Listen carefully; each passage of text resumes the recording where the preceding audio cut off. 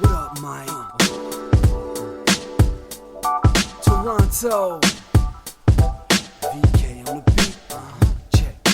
I'm in Toronto where you wanna get the city love. I'm from Toronto where you wanna get the city love. I'm in Toronto like we wanna get the city love. My city love me back for my city love. I'm in Toronto where you wanna get the city love. I'm from Toronto where you wanna get the city love. I'm in Toronto like to get the city love. My city love me back for my city love. Welcome to episode 1599 of Toronto Mic'd, proudly brought to you by Great Lakes Brewery, a fiercely independent craft brewery who believes in supporting communities, good times, and brewing amazing beer. Order online for free local home delivery in the GTA. Palma Pasta. Enjoy the taste of fresh, homemade Italian pasta and entrees from Palma Pasta in Mississauga and Oakville. Season 7 of Yes We Are Open, an award-winning podcast from Moneris, hosted by FOTM Al Grego. RecycleMyElectronics.ca. Committing to our planet's future means properly recycling our electronics of the past. And Ridley Funeral Home, pillars of the community since 1921. On December 1st, 2024, I was invited to moderate a panel at the Red Room at the Masonic Temple. This panel was assembled by Derek Emerson to celebrate the launch of Gary Topp's new book, He Highjacked My Brain. Derek himself has been over for episode 1086 of Toronto Mic'd, in which we discussed his book, Eve of Darkness, Heavy Metal in Toronto in the 1980s. And of course, Gary Topp visited for epic episode 530, in which we discussed his role in weaving the cultural fabric of this city, including bringing the Ramones and the Police to Canada for the very first time. And of course, his other work with Gary Cormier as the Garys.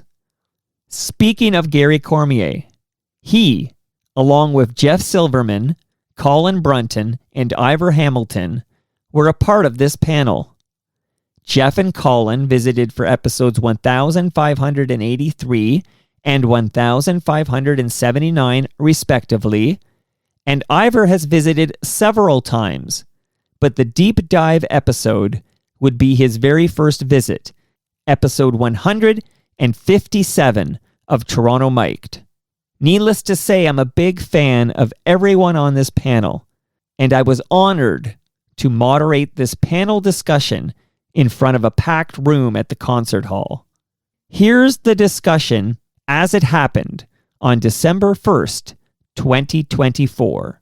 Thanks for coming this afternoon. You're indeed the A-list. You're not the second show, you're the A-list. It's the perfect crowd to honor this book that Derek and his crew put together. They told me it would be really incredible, and it really is. I pushed it to be about our community rather than the typical bio. After all, it was and still is a group of nonconformists that has had a 50-year effect on Toronto and the country. I was just part of it. I lived the pain and boredom of my teenage high school. I wanted to counter the culture and culture. We proved the powers to be short-sighted, untalented, and very wrong. All they cared about in music was the tour jacket. What the media and the entertainment industries and the majority of the population ignored has become the mainstream and worse. Hello, Oasis and StubHub. Thank you, Heather, Alex.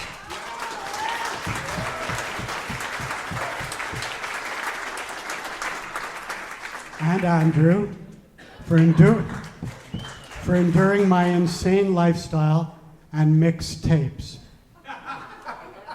3-year-olds listening to Jeez and Mary Chain had an effect. Thank you to Derek and his crew, Fran. I don't have them all written down, but Fran, Stephen, Sean, Simon. Who else? Who? Okay, Vic. Noel? No, I'm going to name them. Noel and Nadia, who put this thing together. When we first started talking about this, about 2.5 years ago, we went in and said, I don't want it to be like the thrash book or the post-punk. I want it to be an art book that looks good and looks quite unique. The printing the color stuff that they did, the printers say nobody ever wanted to do that, but they loved the fact that we were going to do it. So thank you for that. You've got a good book if you've bought it. You did a killer job. Thank you to Sean Kramer and Peter Fusco for allowing us into your special room here and for your super support. I look forward to Jonathan Richmond downstairs in March, always plugging a show. He's never played here before. To Ron Lee Tepper and the Lip Liners and Dave Howard, who plays this evening.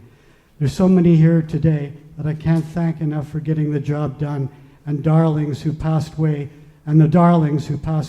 passed away way too early, like Dave Roberts, Catherine Lalonde, Russ Wilson, Bruce Appleby, Ellen Barber, many more, but it's hard. To Evan Levy, who mysteriously got deleted from the final draft. I'm 100% embarrassed by that, and I'm sorry. He originally had a big picture, so I don't know what happened. Thanks to Toronto Mike for moderating this Q&A, and finally to Jeff, Colin, Ivar, and Gary. Glorious times we've had together and decades of friendship. P.S. There were only 2 Garys, in case that someone suggests otherwise. And 60 people total for the police during the 2 nights at the Horseshoe. In closing, many years ago, a professor friend at York University related a story. His colleague had gone to visit his son somewhere off Vancouver Island. As the ferry approached the wharf, he noticed his son running towards him. His son was stark naked, except for a pair of boots. He asked his son later what made him do that, to run naked in public. His answer, the original 99-cent Roxy.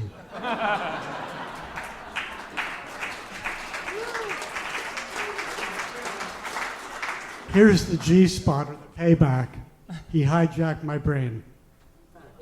Woo!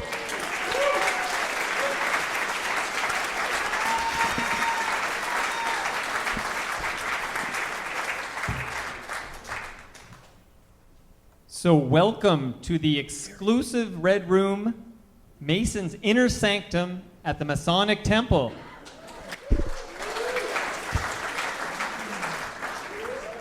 My original plan was I was going to announce the panel and you're going to run out from the wings. It was all exciting. I was going to close with Gary Topp. But let me just introduce the panelists, and we're going to have a 60-minute conversation.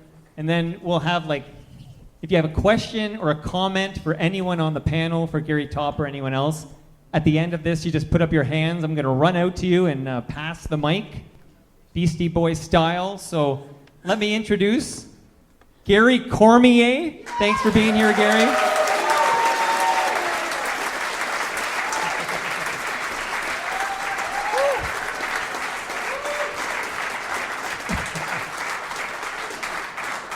Jeff Silverman.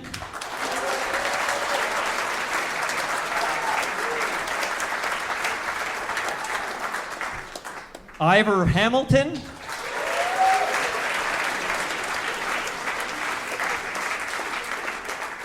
Colin Brunton.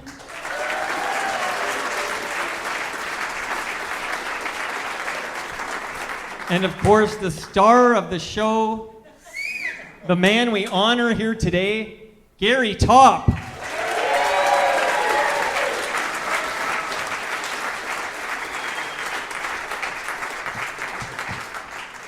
Just before we rock and roll, we saw a documentary on the screen here just before this panel. Gary, had you ever seen that documentary before that we watched? Okay, so I noticed a couple of things. Jeff, you used to have hair. A lot of hair. And Gary, you were rocking the hair in that documentary at the Roxy.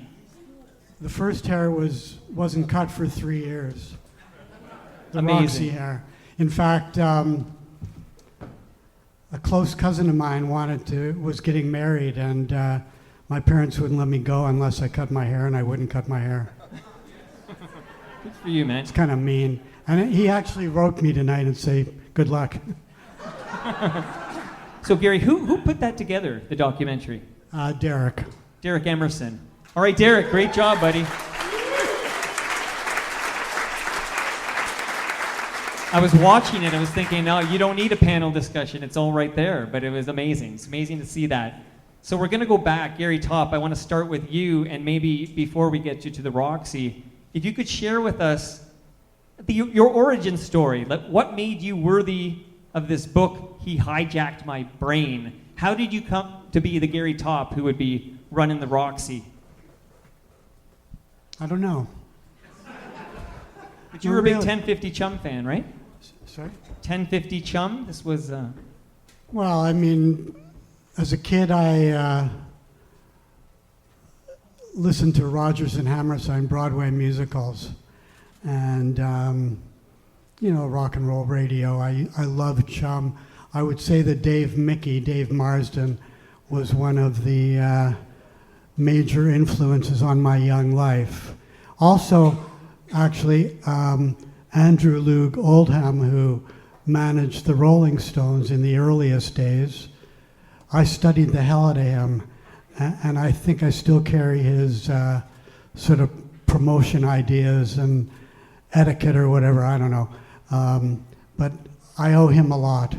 I used to go to the Y at Bloor and Spadina to watch movies with my dad, and I, aside from the movies, I loved that there was this big screen in front with curtains and wings and all that, and I always wanted to have one of those in my house.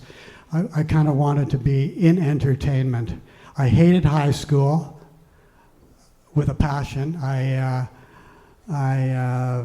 In 5 years, whatever it was, grade 10 to 13, I failed twice, and I went to summer school twice. Summer school was great because it was all nuns teaching, and they were really nice.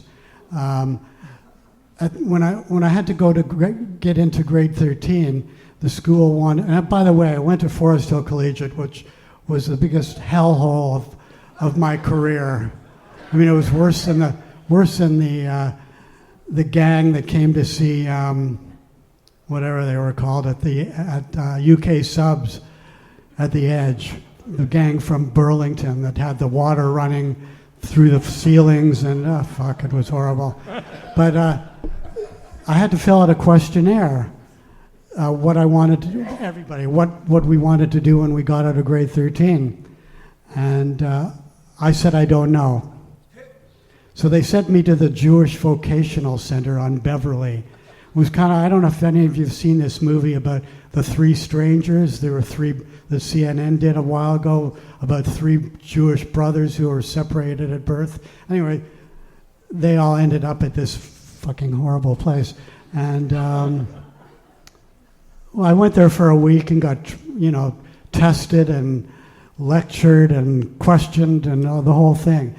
And the answer after a week to take to my principal was, he wants to be a DJ.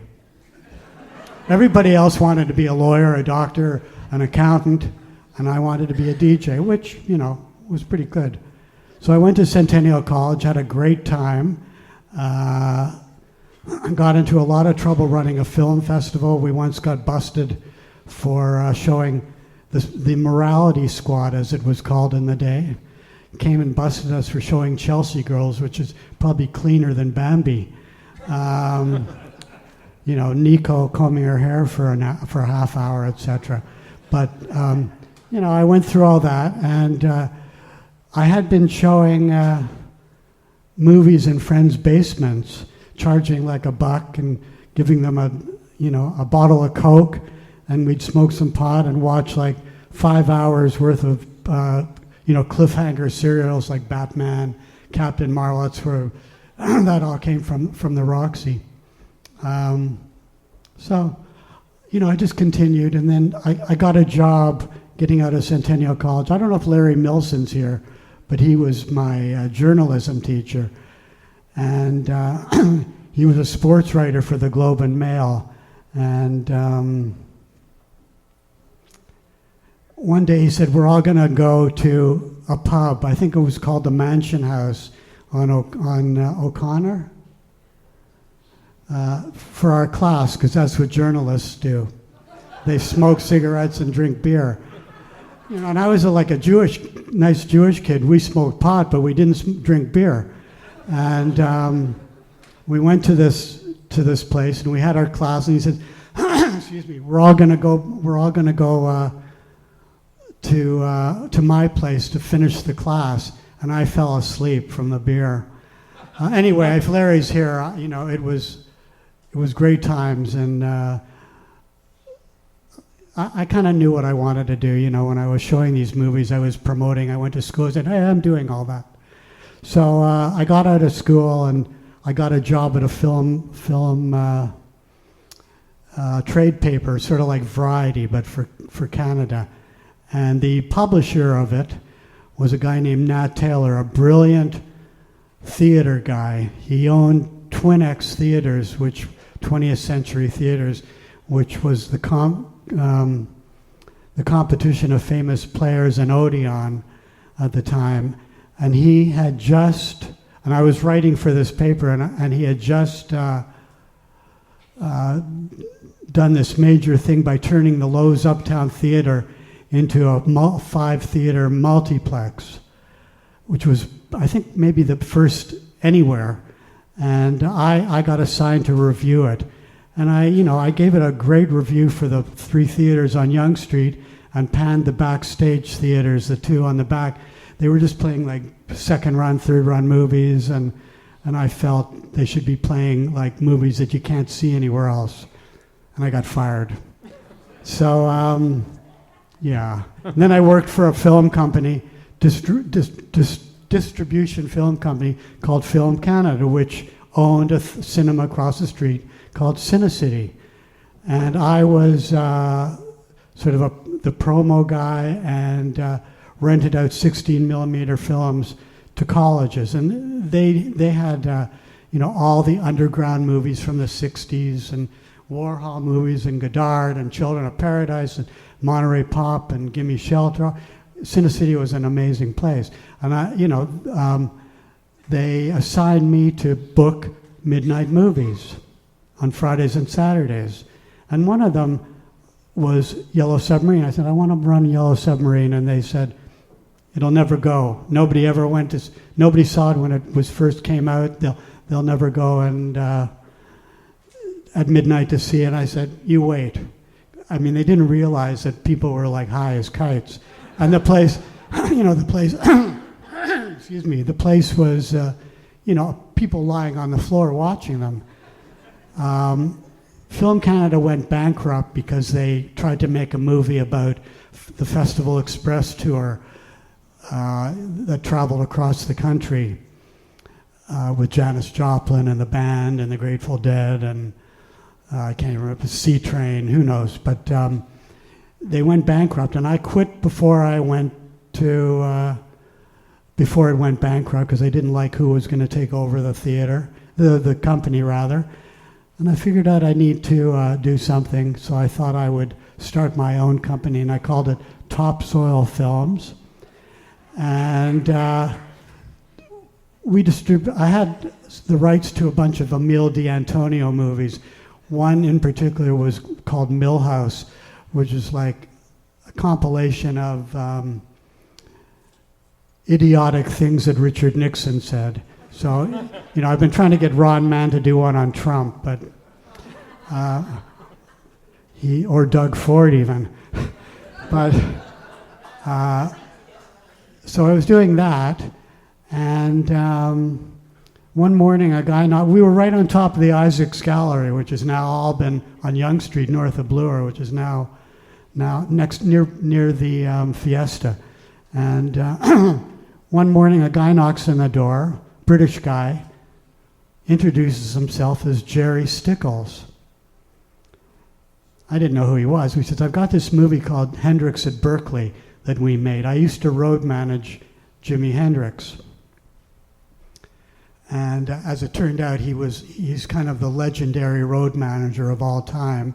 He's dead now, but I mean, he did Queen and all this, and he wanted me to have the rights. And, you know, immediately I thought, I'm going to make $1 million, and I'm like really excited. I tried to get it into theaters, but because it was so short, nobody would run it, especially the guy that fired me. I thought it would be perfect at the backstage. So I took it upon myself to find a movie theater, and there was an ad in the paper for the Roxy Theater, which was out on Danforth and Greenwood. Now, I had never been east of Sherburne, maybe Jarvis, but Marv Newland, who made Bambi Meets Gonzilla, was a friend, and he drove me out in his van. I had no idea where we were. I knew it was next to a subway station. We played Hendrix at Berkeley for about 5 weeks and decided to continue showing 2 movies every night, plus the all-nighters and 24-hour movies and stuff, and that's enough for me, I guess. Amazing. No, I beat him to it. Amazing. Honestly, if you were in my basement, I'd go 6 hours. I promised Derek 60 minutes, so we're going to bring in Jeff Silverman. How did you come to partner with Gary Topp at the Roxy? At that time, Gary was having problems with 2 of the people that he started his company with. And I had made friends with Gary. I had just come to this country, and you know, he seemed to know what he was doing. He was easy to follow, and I followed him. And basically all the time we've had together was me listening to his ideas and then working with him to make them real. So on that night, I went down, stood next to him. I guess I'm bigger than him, and the 2 other guys saw that Gary was not going to just put up with them. I think there was money owed or something. And can I just interrupt? Yeah. One of the guys was the bookkeeper from Film Canada. Little did I know that a bookkeeper wasn't an accountant. One morning, the Revenue Canada calls, you haven't been paying your amusement tax, which is like was the HST of its time. Yes, we have, and there were all these stubs to Revenue Canada, but he had been pocketing the money. all I knew was he was having trouble with these 2 guys. And the next thing I knew, which really endeared me to him, was he personally went to the bank and took out his own money and paid whatever this amount was that was due. And it sort of made everything in the future clear. And we started doing shows, and I guess we'd come up with promotions. I have such wonderful memories of the Roxy. I remember having trouble with the customs people because Sun Ra, when they asked him where he was from, he said, Saturn. Or Edie the Egg Lady, who I had to meet at the airport, and I swear, she could be anybody's grandmother. She didn't look anything like she did, you know, in the playpen. And we came up with promotions, and we did stuff at the Roxy nobody else could do. Kind of rebels, but in a nice way. When the law came in, for example, that you had to apportion a certain amount of seats for people to smoke in, Gary and I put them at the front so everybody would have to watch the smoke coming up. And it was just a great time. It was experiences that I had never had before, and he seemed to know what he was doing, and it was a wonderful time because there was always something to do. One of the things we do, and I don't know if they want me to do it now, is give away prizes. So, before I came up here, Derek said, would you like to give away some prizes? So I'm going to do it the way we did at the Roxy. I understand without seeing it, one of them is a fantastic poster. So let me try and do that now. There's a whole bunch of tickets in here. I'm just going to pull one. Okay, so the number, I can't read this. 314-16, no, we don't like this one. Give it another Oh, one. wow. That's controversial. That wasn't yours. All right, here we go again. 314-16224. All right, we got a winner. Second row. Woo! I'll leave this for you up here. The second one is apparently a Las Pogo pack. Police picnic pack. So, here we go. Good luck. 314-162. I'll try another one. Oh, wow. They're all that Controversial. number. Okay, here it is. Here it is. 314-6234. There you go, third row. We have a big winner. Congratulations. Amazing.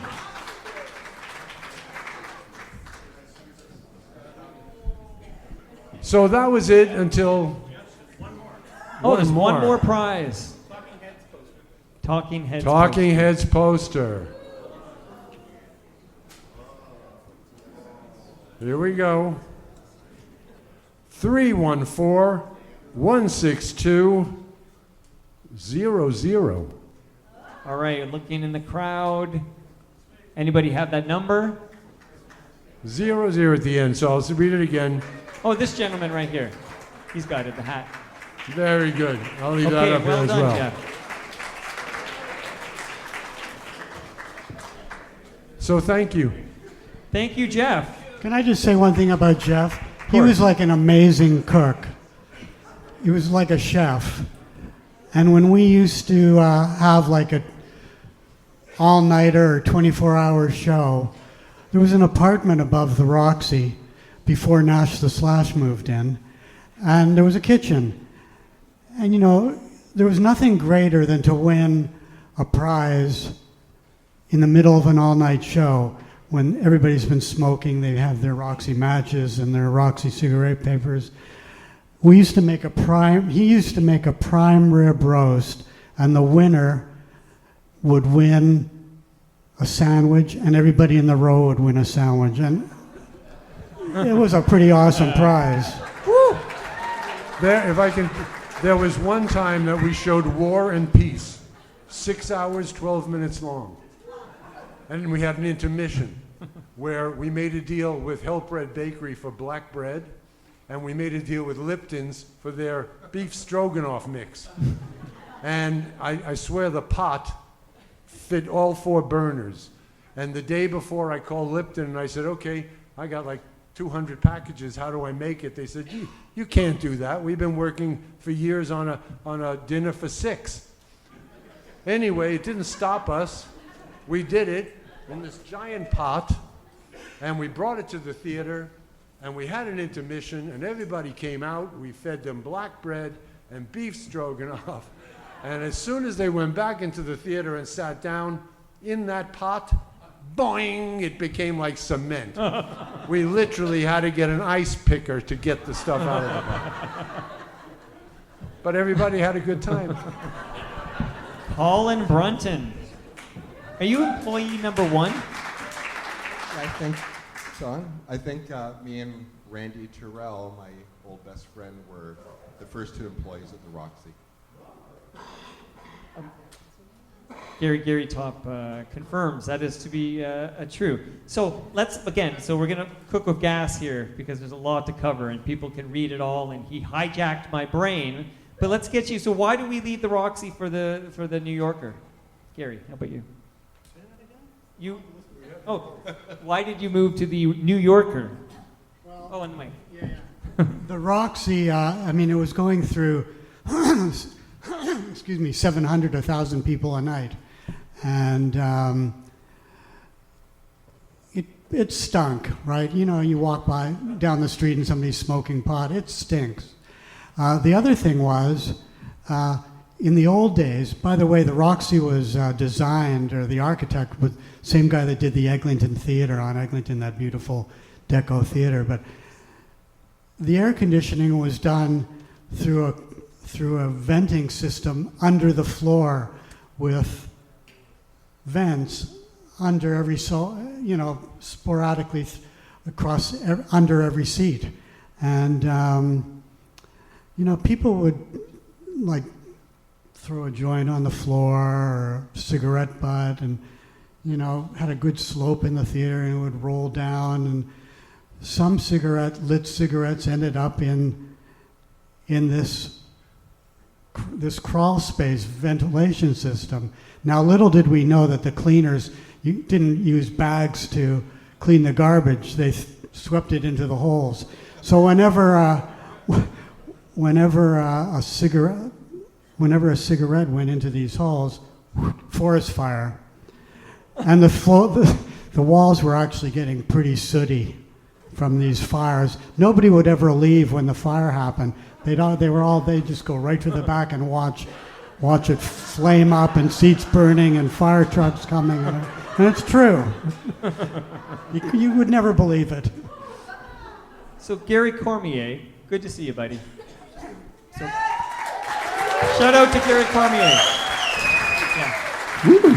So tell us how you come to be involved with Gary Topp here. How did you two become the Garys? We both had a mutual friend. His name was David Andoff. He was the gentleman who made the gorilla that sat on the marquee at the New Yorker Theater. Right. And he would come, I would run into him at a bar. He would come over at the end of the night. We'd have a few beers, listen to some music. He said, you should meet this guy called Gary Topp. They got a candy bar there. It's put in incorrectly. It's not working. I went and looked at the candy bar. People who were serving couldn't reach it. The people who were trying to order something couldn't see what there was. Anyway, we fixed it, started talking about music, and we both quickly realized that we had very similar tastes and both appreciated the same things about music. And I drove home on my bicycle, and I was running up the stairs. I was going to call Gary. And as I was running up the stairs, this gentleman was phoning me, right, saying, you forgot more than we know about live music. Right. Why don't you come and hook up with us? And I said, that's exactly what I was thinking. And that's how it started. And it just so happened you're both Garys, and that's good for branding. The Garys. I don't know why people think the Gary brothers, yeah, but exactly. Anyway, That would be weird. All right, so now we have you at the New Yorker. I'm interested, why do you leave the New Yorker for the Horseshoe? Maybe tell me that story and then what the Horseshoe was like when you guys got there. Gary Topp. We left the New Yorker because the owner, Bennett Foti, who was a film producer and a real prick, he raised the rent on us. I don't know if anybody out there knew Paul Denyer, but Paul Denyer was a really good friend of mine and my neighbor, and he was one of the first people to make badges or buttons, which everybody wore in those days in the 70s. Bennett Foti was such a prick. Paul would be out front. We let him be out front of the New Yorker, and Foti made him pay rent. That's how bad he was. So we left the New Yorker. I think, Carla Bley was our last show there? Probably, yeah.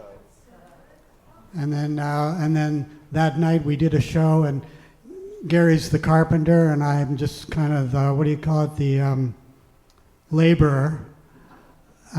We went over to the Horseshoe, and he built a stage. And we moved the stage from where the original stage was, where the current bar is now, where what's his name? Teddy works. We moved it to where it is now, and we wanted to call the Horseshoe. We sort of labeled it Toronto's first concert club, and we brought in pretty cheap but great lighting, and we had a nice stage, and that's what we wanted to do. And we didn't really, we were up against the Alma Combo. The Alma Combo was actually went back to music when I was running the Roxy, and they used to cover up my posters on, that I put up around town.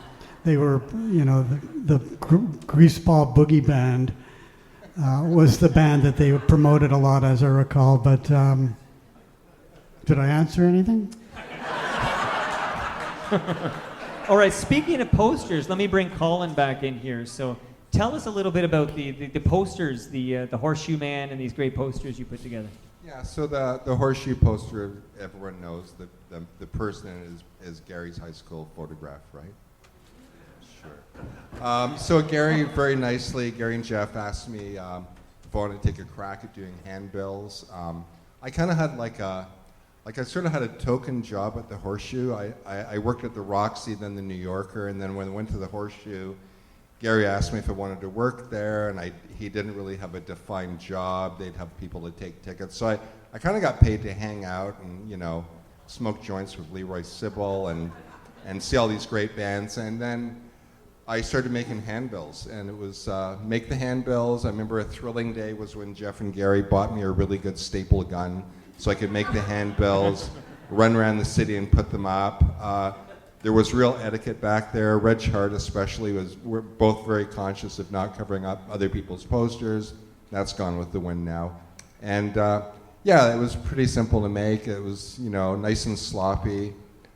Smoke a joint, get an X-Acto blade, some glue, and scratch it all up and hope you didn't make a spelling mistake, and there you go. All right, I need to know, I'm kind of fascinated by this police gig at the Horseshoe Tavern. So for the record, on the mic, Mr. Topp, how many people attended these police shows at the Horseshoe? I've heard numbers ranging from 8 to 15. You're the man. What's the number on the mic? Would you say 60 over 2 nights? No, I think that's pretty generous. Oh, on the mic, Mr. Cormier. Well, you wrote it on the records. I think we probably had, on the first night, maybe 15, 18 people. On the second night, we probably had 20, 25 people. How many paid? That's a great question. Well, How many paid? I think there were more there, but record company people. Yeah. That's about who paid. Probably, yeah. Sorry. There were people who brought their friends down because everybody was blown away by this band. And so there were new converts, as it were, some record company people. So how many people paid? I would say probably less than 30 over the 2 nights paid, maybe 35. Wow. Wow, so tell us why you booked police. Either Gary. You can start, Tom. Well, I was working with an agent by the name of Ian Copeland, who phoned me up one day and said, "Hey Gary, do you want to do this band called The Police?" Yeah. And I said, "I don't know very much about them. Let me check around." I checked with Gary. He checked with somebody. We quickly determined that the guitar player had played with the singer from the Animals. John's children. Eric Burden. well, he also, I said, it was Andy Summers was playing guitar. So I said to Gary, oh, and here's something else, just so you know how we worked. We worked out of our apartments. He was on King Street, and I was on Charles and Church. We knew exactly what we were doing without even talking. But we were really busy in those days with bands that nobody had ever heard of. And I had a long cable on my phone because we really couldn't afford to reply to long-distance calls. So this one day I'm on the toilet, rather. You're still better, romantic. That's better.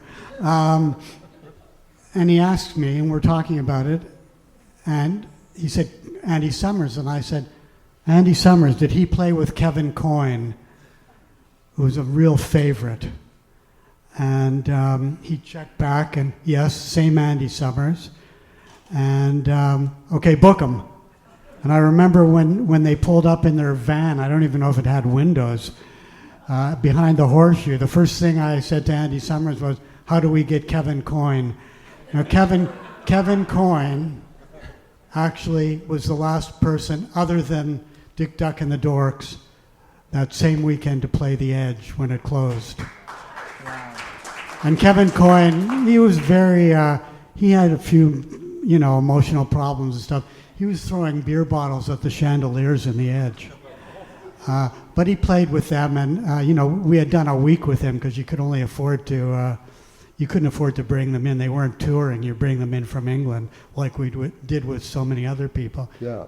We would be having meetings, not even meetings, just like hanging out and putting on records. Oh, why don't we bring Georgie Fame or the Trogs? That's a lot of the stuff that we did was just music that we liked.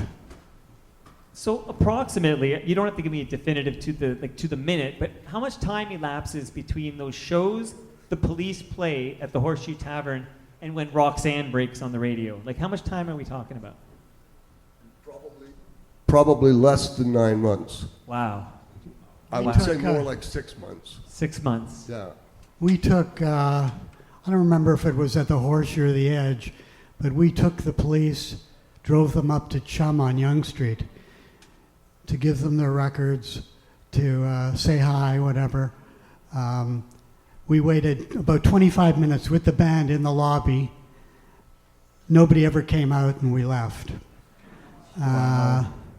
So, And then Yeah, 6 and months later. then, and then you see the day Roger, of the Rick, and Horseshoe. Marilyn with Sting in the studio in their ads on City TV or whatever. Right. We did the date at the Horseshoe in December, and we did them again in March at the Edge. And at that point, in March, you couldn't Yeah. turn a radio on anywhere in the world Oh, without Roxanne. hearing Roxanne. Amazing. So I've seen this photo of Sting in his underwear on stage at the Horseshoe Tavern. So my question is, amongst the panelists here, how many of you were actually at one of the Police shows at the Horseshoe Tavern? Okay, Gary Topp was there, Colin Brunton was there, Gary Cormier was there. Okay, so you're 3 of those, 15 people. Okay, and you guys didn't buy a ticket, I hear, so. Oh, we bought a ticket. It was the most expensive ticket. Wow. More than this room costs. But you know what? They did give us a break. They knew we tried. They knew that they were unknown. And we went over to the Waldorf Astoria one evening to see them, and they gave us money back. Really? Yeah. That's amazing. And I'll tell Okay. you just something else that's interesting. When they were performing, aside from like him in his underwear, Gary was at the soundboard, and I always did lights. I just like doing lights. And the which? The colors. The colors. I could tell you about colors. We looked at each other and said, geez, they'd be great outdoors. Okay, that's like a 1978. teaser. That's a teaser. Okay, we're going to get to that for sure. Now, I do want to wrap up the Horseshoe with The Last Pogo, and it just so happens a member of this panel directed The Last Pogo, recently gifted me a DVD, Colin Brunton. So tell us, what was the idea behind The Last Pogo? Boy, I don't want to have both of my stories be about smoking pot, but I'd taken a little film course with a great guy called Patrick Lee. I don't know if Patrick's here tonight. And I was driving cab, drove down Spadina, smoking a joint. Had to air my cab out because it was going to get busy. Went into the Horseshoe, and Andy Patterson, who I know is here, was at the soundboard. He was at the soundboard talking to Gary about this thing called The Last Pogo. I wasn't working there at that point. And in my being high, I thought I just kind of blurted out, I'm going to make a film about this. And in the morning, I was a bit more clear-headed. I phoned Patrick Lee and said, hey, can you help do this? And he was like, yeah, let's go for it. So we somehow cobbled it together. I went into like horrible debt. I had no idea what I was getting into. But yeah, so it survived, and we got it made somehow. You sure did. Amazing. Now, I want to know from you, Gary Topp, how does the Edge come around? How does that come to be? And how was it different than the Horseshoe? I'll let Gary do that because he kind of instigated and came up with the name from Edgerton's. But one thing about the last Pogo that night, if you weren't there, it was pretty amazing because there were some plainclothes cops that had been drinking just at the bar and then thought the place was unruly. I mean, you know, there was probably 700 people there, which was a few hundred over capacity. But we did have 1,000 people to see the Stranglers. Anyway, they decided they wanted to close the show down, and he and Jack, I don't even want to say his last name, Teenage Head's former manager, were up arguing and stuff. And I was by the mixing console, you know, the music and all that. And I was asked to pleasantly tell everybody in the middle of Teenage Head set that the show was over and everybody had to leave, which I did. But I pressed the tape recorder and Anarchy in the UK came on, and hence all the broken chairs. If you were in there in the midst of that, it sounded like 1,000 lumberjacks cutting trees down, slamming wooden chairs into the floor, into the tables and all that. It was quite amazing. But Gary. Well, hold on. How many people here today were at that last Pogo show? Put up your hands. Rattle your jewelry. Is that you do? Ivar was there. Ivar, you were there, my friend. What was it like? Tell me, man on the inside, what was it like that night? It was one of the craziest nights ever at that venue. And I was at the Stranglers too, which was even more people, but it looked pretty dangerous towards the end. I mean, you could feel the tension in the room. Great night, great 2 nights there, because it was over 2 nights. Right. Legendary night. Colin, you got it as much as you could on film, right? Yeah, we were supposed to film the second night as well, which was the last Bound Up, which was Rough Trade, Drastic Measures, Aishan Band, and the Everglades. And we actually shot all our film the night of the last Pogo. I think literally there was 3 minutes of footage left over, which now that I'm in the business, it's an insane ratio. You know, we shot 27 minutes for a 25-minute movie. Yeah, but we kept it pretty tight. Amazing. A few people asked me once, where did you get the name The Last Pogo? Or The Last Bound Up?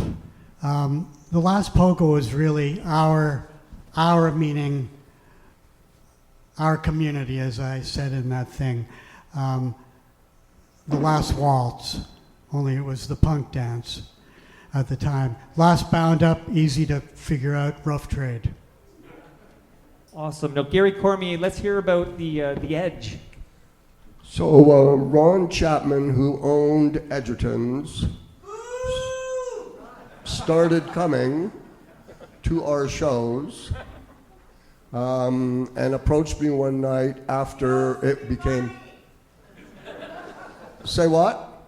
He owes us money. I'm sure he does.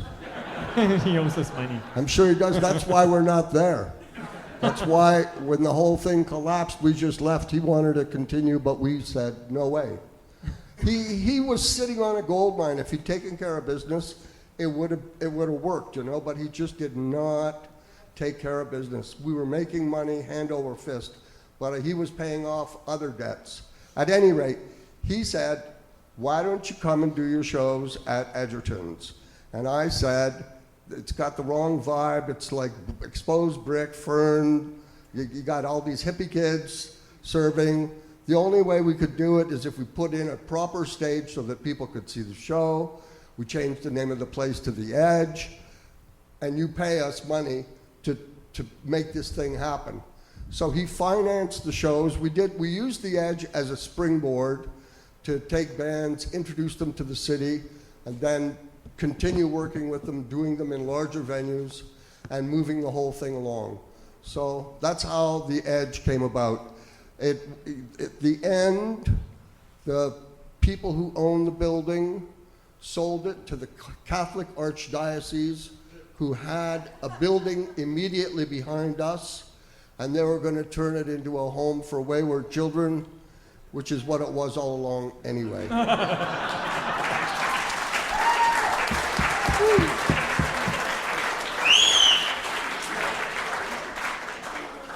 Maybe it's you, Gary Topp, but who can explain to the youngsters listening Dick, Duck, and the Dorks?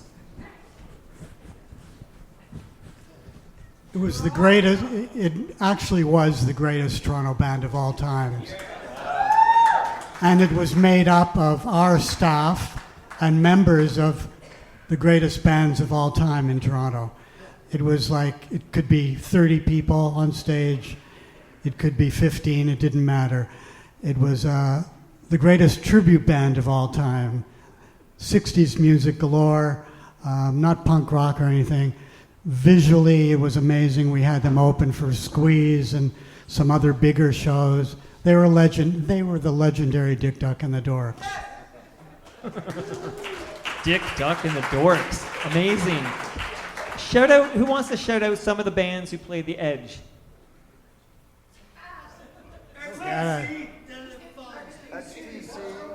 Sun Ra.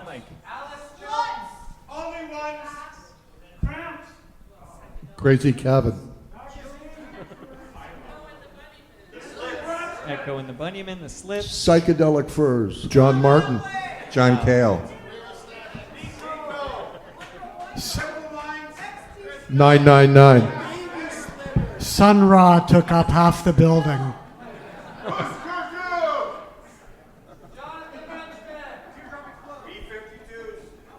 B-52s. William Cramps. Burroughs. We should just do this for 60 minutes. I like this. And it was John Fox's Ultravox that played there. Phenomenal. Wow. Jonathan Richman. Yeah. Jonathan Richman was playing there one night and the toilet overflowed. And he had to move back behind the water flowing at the edge of the stage. And I was doing lights. And I was in dream. It was like Niagara Falls on the water with the colors. And he was just playing behind. So, Ivar, let's tell the people. So, you're at CFNY at this point? Yes. And what would you say you do at CFNY back in the late 70s? I was in the music department, and I was on the air. I did the original import show. I did Listener's Choice. Woo! And I did the concert listings, and I loved what was coming to town, and it just ended up that I talked to either one of these guys multiple times just about every day. Wow. And they brought some amazing shows to town that we promoted, and I think that for me there's some of the best memories I ever had of amazing shows. The specials when they played the Palais Royale, like absolutely phenomenal. I thought they blew the roof off. Anytime the English Beat came to town, it was a real event. New Order's first time, The Cure's first time, the one and only Soft Cell show, all things we worked together on, and many, many more. All right, so the big event I want to get all the details on is the Police Picnic. So we'll start with you, Ivar, and we'll bring in the Garys. I mean, this was something that was in the works for, it came together very quickly, but it was also something that everybody worked really, really hard on in making it happen. And when they were starting to announce the acts, it was a really exciting time for CFNY, because that was our first time having a big show like that. Now, one of the things that Gary Topp and I had talked about, we were on the same level on this one, and maybe you guys out there can relate to it. You'd go to a pretty cool show, and you're waiting for the band to begin, and the guy on the soundboard, a roadie or whatever, is playing the Doobie Brothers or Pablo Cruz or something. Used to drive me fucking crazy. So I had been to Heatwave the year before, and sure enough, they were playing between songs. It's like, well, here's another one from Lynyrd Skynyrd. Like, woohoo! That really goes well before Talking Heads and Elvis Costello. So Gary and I had a conversation. It's like, we will make sure that we have the best music possible at the police picnic, and Gary came up to the radio station. We made all the tapes together for the police picnic.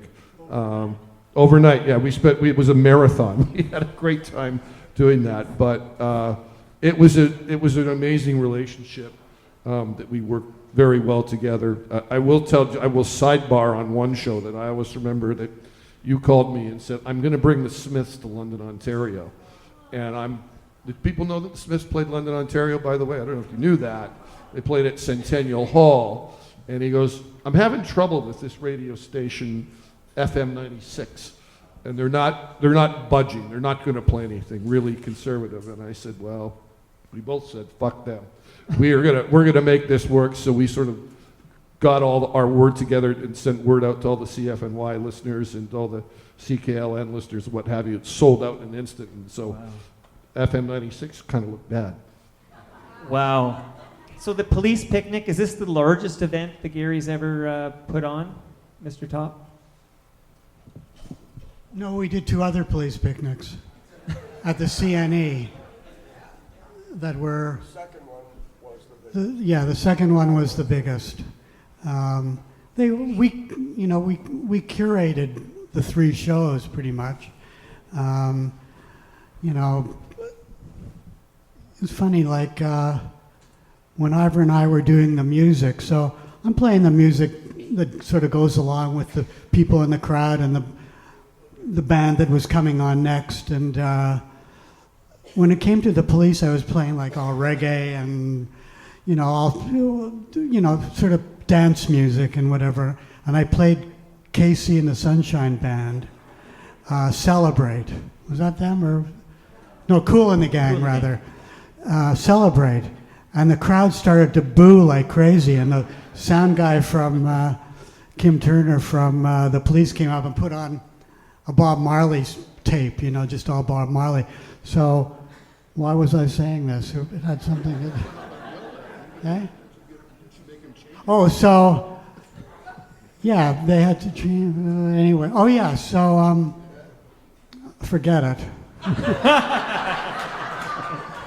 That's okay, because I was just reminded. So the Spoons played the second police picnic, I think. And I just want to shout out in the very far corner, a dear friend of mine, Rob Bruce, is there. And I know we wrapped up the Edge discussion, but his first gig with the Spoons, he was like 15 years old or something, was at the Edge the night that John Lennon was murdered.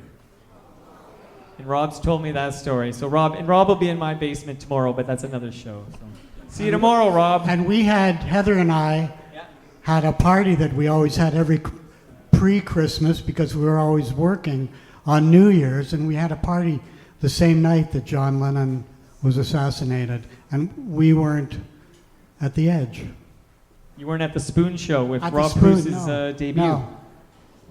Fascinating. Okay, so now when we look at post-Edge here, okay, so police picnic, the CFNY convergence there. We only have a few minutes, and I know there's another couple of hours of content left, but what are some of the other spaces you booked after the Edge? Just maybe shout out some of these venues.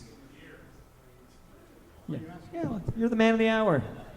Larry's, we booked a lot. Woo, Larry's Hideaway. And the great guy who managed the club and the hotel, Fred Shackbar, he's a very dear friend. A lot of people hated him. But Gary and I used to go out for lunch with him. He called us the Lunch Bunch. Larry's was a fantastic place. Can you imagine Ornette Coleman and Sun Ra wanting to come back to Larry's Hideaway? You know it's a great place. Oh, God. The Rivoli, Palais Royale, Club Kingsway. Danforth Music Hall. Danforth Music Hall, of course. The Concert Hall. Right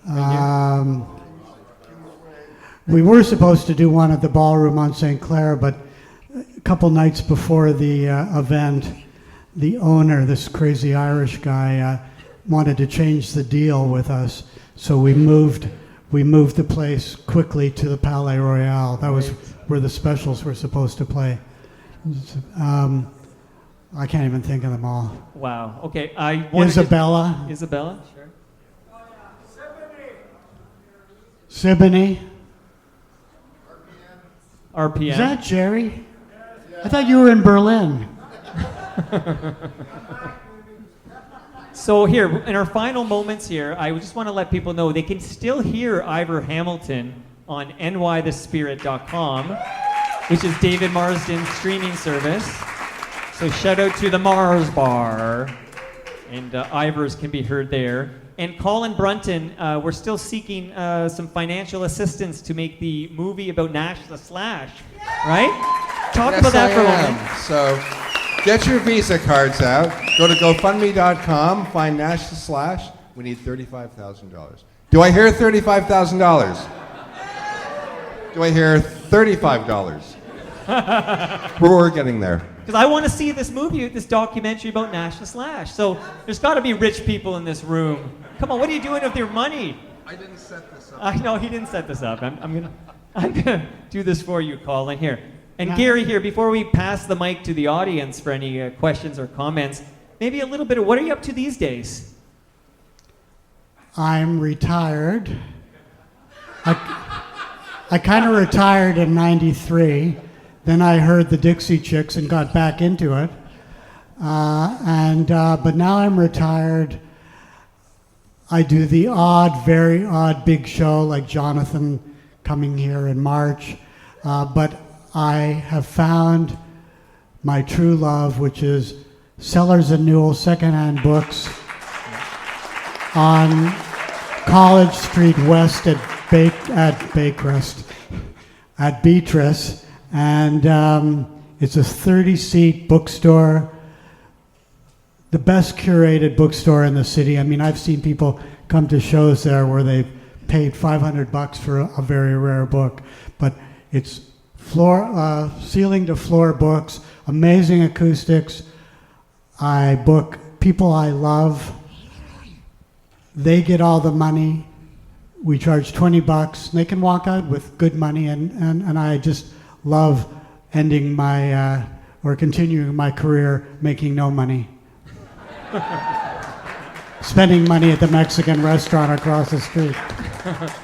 He Hijacked My Brain, the new book. I highly recommend it. So congratulations on that, Gary. He Hijacked My Brain. Again, thank you to Derek, who 2.5 years ago approached the idea and said it'll be really great, and he's really come through and very proud and humbled by it. There's a few people on the crew, I gotta say, on his crew, do not like returning phone calls. I'm not used to that, but I guess that's their generation. Anyway, I had to say it because it's funny.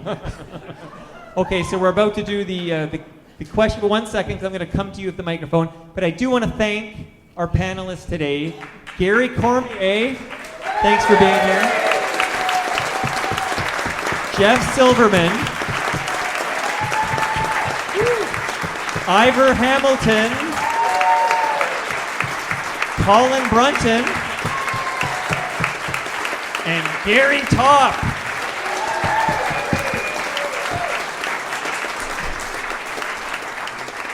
All right, now I'm going to literally stick your hand in the air if you have a question or comment for anyone on the panel. I'm running over here. I'm going to get a lot of exercise here. All right. Hey, tell us who you are and then go. Okay, my name is Julia Sasso, and I worked at the Edge from 1979 till it closed. I've got checks in my pocket that never got paid because Ron didn't pay them. I also worked at Larry's Hideaway, and I lived for 5 years with Catherine Lalonde, who was my catering partner, and we lived in Gary Topp's old apartment at the wonderful Manhattan apartments that now have like a huge condominium being built on top of them. What's my question? My question is, I can't remember. Questions and or comments. That was a comment, so thank you so much.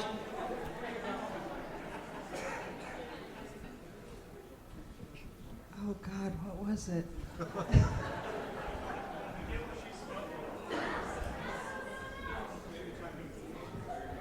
If it comes back to you, stick your hand in the air. All right, I'm just scanning the room. If there's a hand in the air, I'll run to you with the mic. Any other questions? Okay, all right, I'm going to do this one here. David Quinton Steinberg, to you. 46 years ago tonight, I was getting ready to do sound check at the last Pogo with my band, The Mods, and I just, this is not about me. We were a bunch of little shitheads, and at 17 years old and 18 years old, what Gary Cormier and Gary Topp did for us was truly remarkable, and they supported us so much, as did Colin making the film, as did Ivar on CFNY. And I just wanted to say from Scott and Greg and Mark and myself, congratulations, we love you, and still to this day, thank you for everything you did for us kids. We will never, ever forget you.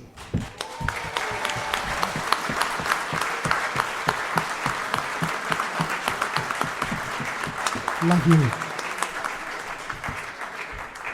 Cormier, it's so good to see you. Yes, I remember my question, which is, who is the dude who's the dude in the image? Who's that guy who took your brain? Who is that man? Like that was on so many posters, so many flyers. Who is that dude, Gary Topp?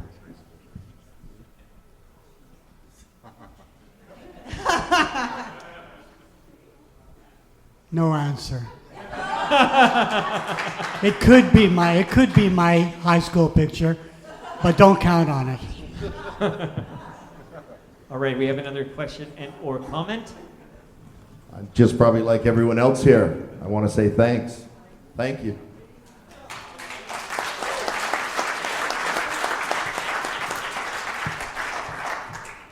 This is for Gary and Gary, and it's very specific.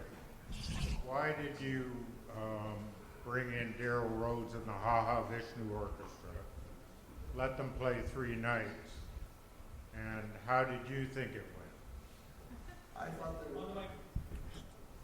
I thought they were great. It was an act that Ian Copeland had sold me. We were trying to get something going with him. I thought they were, I thought they were great.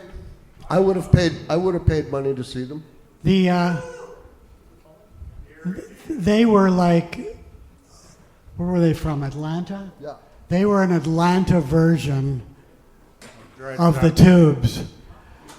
And the reason the 3 nights is because we believed when somebody came into town to play, and we believed that most of the people we had were really great and deserved to be seen, we believed in word of mouth.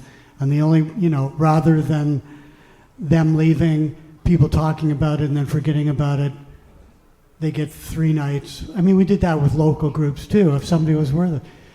Word of mouth is the way to promote music, and not like it is now. Pardon? It wasn't a big crowd. No, they were Measure how unknown. good a band is by how big the crowd is or how many beer boxes. Well, there must have been a reason you were there. You were entertained. That's the name of the game. Question for Mr. Topp. A big fan of you and music guy. You've promoted, you've booked so many artists that you've loved or at least liked over the years.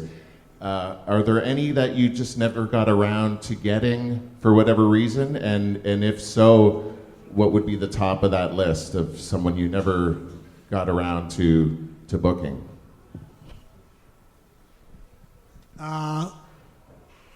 two in particular. When I was at the Roxy, I booked Little Feat, 1974 or 3, whatever. And couple weeks, and they were going to play The Victory.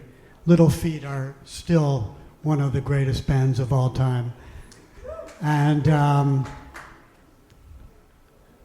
couple weeks before the show, they were touring the States and not getting any crowd at all. I mean, Heather and I and a few other people went to see them in Buffalo at a free show at the university, and there were about 20 people there, and they were all drunk, so drunk that the cops closed the show down. So they're one. Now, they were managed by a guy named Bob Cavallo. Ruffalo and Cavallo was the company name. And he also represented Captain Beefheart, who I brought to Convocation Hall during the Roxy days. Anyway, I've been reading a lot about this black kid who was playing in New York a lot.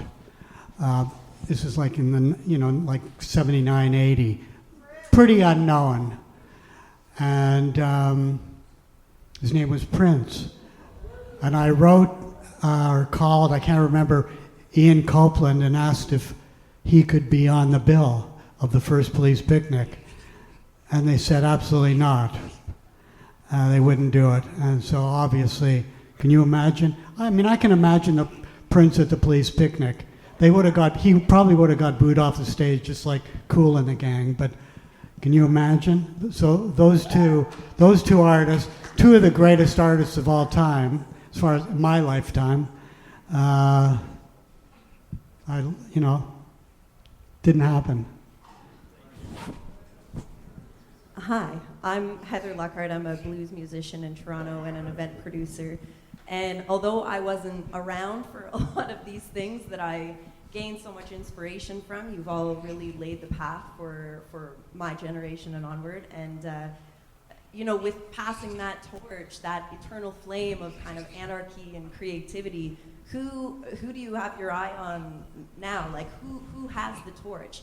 Who should we be leaning on in the city of Toronto, whether it be a venue or a producer or whatever it may be? And this is for anyone on the panel. If you have sort of what's happening in Toronto now that you think people should keep their thumb on.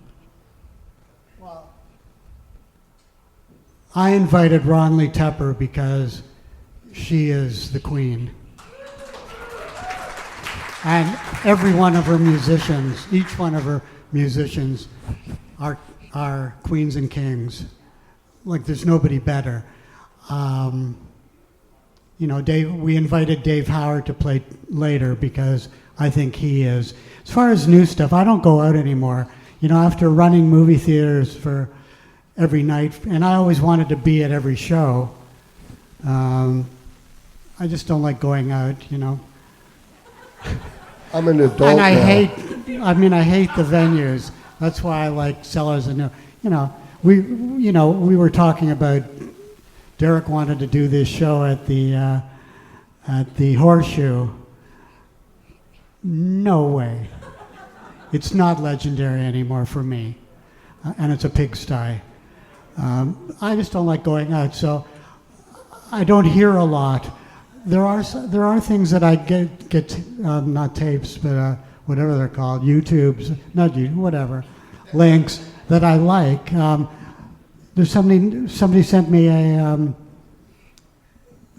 new recording of a woman who was around in the 90s, Barbara Lynch. It's like amazing. Like, her new album is just stunning.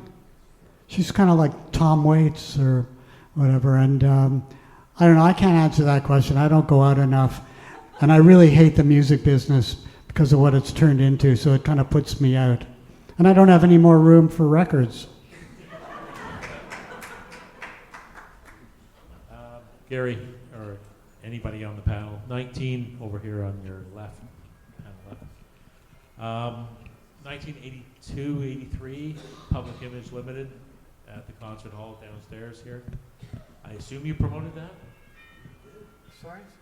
Public Image Limited, 1982-3. They played here? Yes. First Yes, time in Toronto there's was gotta be- here. I was there. With Otway? Yes, John Otway, open. I remember Perfect that. opening act. I was a young, I think I was 16, 17 years old, but I was brought with my friend who was 20, 21. A great night. I remember the guy John was coaxing to jump off the balcony to the floor, but he never did. He applauded him. There's got to be stories with John Lydon and dealing with him. He was a nice guy, I thought. He hated the catering. He didn't like the catering, apparently. He was the only one. That's my question anyway. That's Is there standard any equipment. stories that go along with that show? Ivar might have one. You know, like Yeah. Very involved with that one as well. Julia's talking about the catering, and she was a big part of it. One time, the English Beat used to always come here, play 3 nights rather than, Massey Hall or wherever. And one night they were at Roger was at Chum doing an interview, and the DJ at Chum asked him why don't you play at Massey Hall for one night and 3 at the concert hall? I mean, they were pretty much CPI motivated. But anyway, why do you play 3 nights instead of one night? He said, we love the catering. Okay, we Food have was one good. last. I was going to, Mike, I was just going to jump back to the public image thing, but I did an interview with John Lydon on that date, and it was one of the worst of my career, I have to say. It was awful. And it started off very cordial. It was very nice, but I had some information from a Sounds magazine, which they had regurgitated from a year before, and I asked him about that question, and he just thought all of a sudden I was a backwoods bumpkin. And he goes, what's wrong with you people here in Canada? Ha, ha, ha. It's like, that's old information, and it just went south. Now, after that, for the rest of the time I was at CFNY to end of 1988, Virgin Records were appalled, and they put me on their A list for mailing, and I got free records for the next 8 years sent to my house. So that was good. Speaking of John Lydon, Heather and I were in London, around, 78, whenever the Sex Pistols album came out. And I was friends with Larry Wilson, who was kind of the Bob Makowitz of Chum FM at the time. He had the very influential 6 o'clock in the evening magazine show and promoted all this kind of stuff. And we went, Larry ended up living with me on St. Nicholas Street in a spare room I had that was filled with 25-pound bags of kitty litter that I thought I needed. Anyway, Heather and I went over to his place, and I had to play him the Sex Pistols, which I don't think it had even come out here. And we played it for him, and we played one side, and then he put on Jackson Browne. That was his Chum FM's kind of best music of the day. But he was a great guy, Larry. All right, we have one last question, and then the book team are going to take us home. Final question. Hi. At first it started one part. I wanted to know what it was like dealing with the Ramones, but then you just mentioned Tom Waits. So I'm very curious if you ever dealt with Tom Waits and what he was like. I did. What you see. I don't know much about the show, but after the show, I don't drink. Tom Waits took me out and showed me how to drink. He was a nice guy. What you see is what you get. He was exactly the way he was. We did him several times. There was one time I did him, and my dad came down, and it was my birthday, and he had a bottle of Southern Comfort, and there we were, my dad, me, and Tom swigging back his Southern Comfort, having a great time. Wild turkey?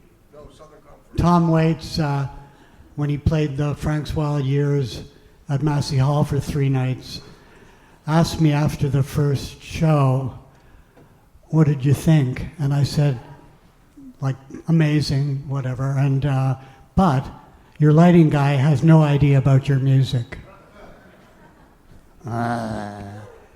Second night he asked me, I said, he doesn't get it. He just doesn't get it. Third night, he asked me if I wanted to go on the road with him as the lighting guy. I said, no way. About 2 weeks later, I read in Rolling Stone that the lighting guy fell off a truss.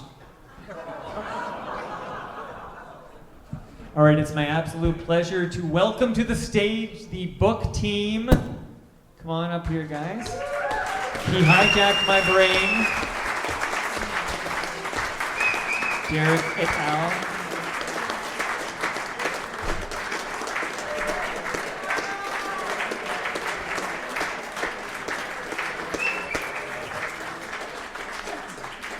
Hi, Kira. Thank you for coming out. This has been an amazing day. Making this book is like a dream for us. We are influenced, our whole lives we've been influenced by what Mr. Cormier and Mr. Topp and all of the people on the stage have done. And I think they've inspired all of us, and I think we can all agree. So it's been a pleasure working with them on the book. It's been a long process, and we're thrilled that we finally got it out and that you get to see it. So hopefully you enjoy it as much as we enjoyed making it. And so there's a few people here that are on the book team, and there's our design team, and there's our printer. So each one just kind of introduce themselves. Here you go.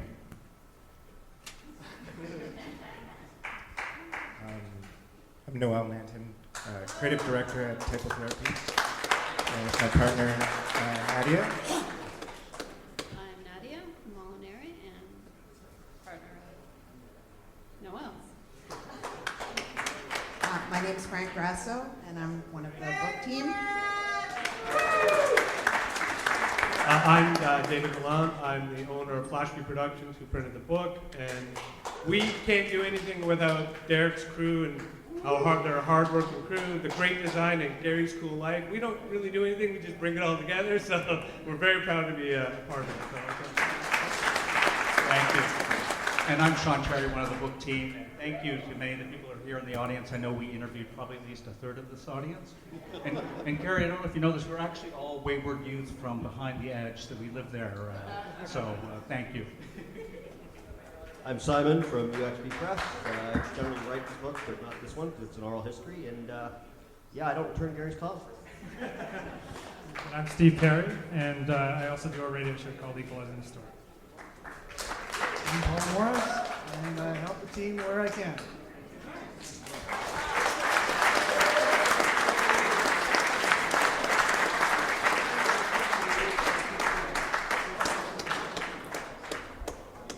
We want to thank Matt Daly, who's one of the designers who is too humble to come up here. Matt, if you could just...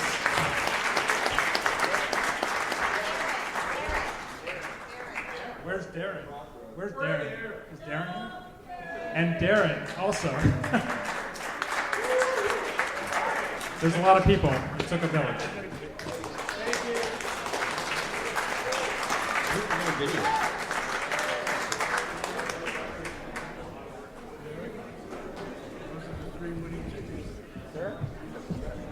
Thank you.